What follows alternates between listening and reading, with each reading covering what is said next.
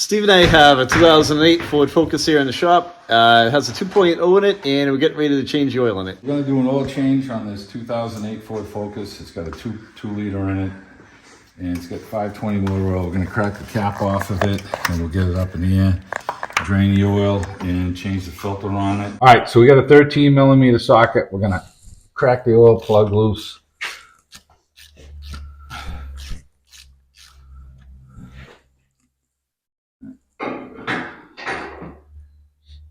Okay, what's our goal today, Tony?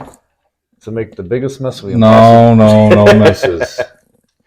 No mess. Let me at it. I'll make a mess.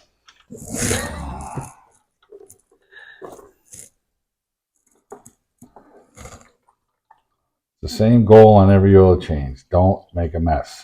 You leave that on the floor, you know I'm stepping in it. All right, so we're going to crack the oil filter loose.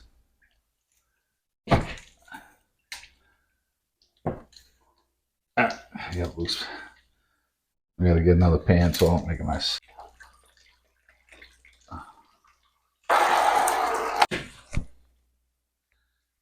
Okay. Gonna put a little bit of oil on the oil filter seal, and that'll help to prevent it from sticking the next time you take it off. Okay. Hand tighten only. Yeah. Get it nice and snug. You don't have to kill it. So we've checked our plug, made sure that our gasket was decent, and it is. If your oil drain plug is kind of beat up, you can usually get a new one from the dealer. They're not much money. Yeah, they sell them at aftermarket places too. So, yeah, if you're questioning it, get it before you do your oil change so that you can just put a new one in. Oh. All right, so we're going to snug this up. Okay. Make sure everything's nice and dry and clean. Make sure your filter's looking clean.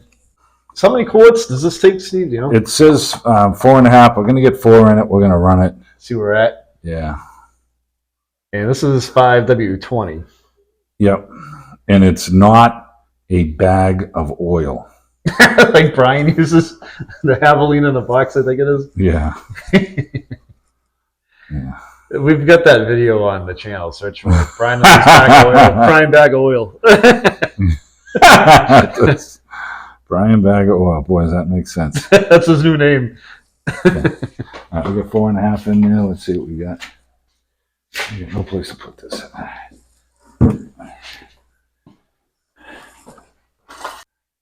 All right, so we're checking the oil. The dipstick location is right in the front of the motor here. So we got 4.5 in there. We got a small filter on here. So it's right up to the top dot. So we got 4.5 in there. I'm going to put the cap on it. We're going to run it and double check it. We probably are going to be correct with the 4.5. So when you run it, the oil will go inside the oil filter we put in Yeah, there? yeah, and the level will drop a little bit. Just Yeah, the level will drop a bit. Hold on for a minute, Glenn. All right, fire it up. Fire it up.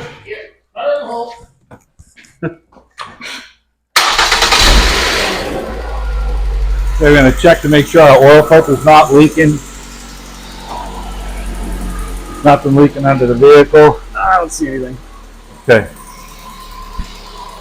We're going to check our transmission fluid while it's running. You always check that while it's running.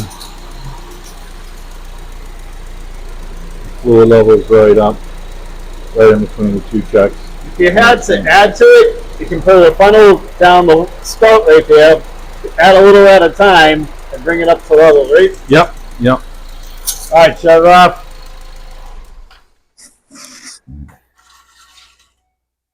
The error code for the tire sensor motor is still. Yeah, you got to drive it, Glenn. Yeah. Once it sees wheel speed. Yeah. Okay, so right now we're at the lowest part of the dipstick right here, and let's see, we get a half a. You know, we could get the other half a quart, and we're on the lowest part of it right now. So I would think. Top it off. Yeah. Yeah. Yeah. How was the training?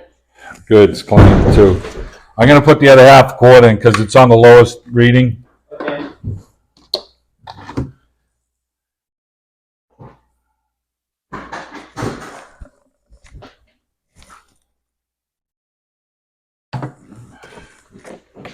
she goes 7,500 in between oil changes, so having just a whisker over on the oil is not going to be a problem.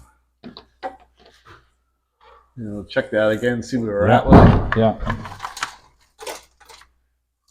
I just heard That's some, all the stuff from the squirrel falling down I into his just heard head. some acorns go down the herd. Yeah.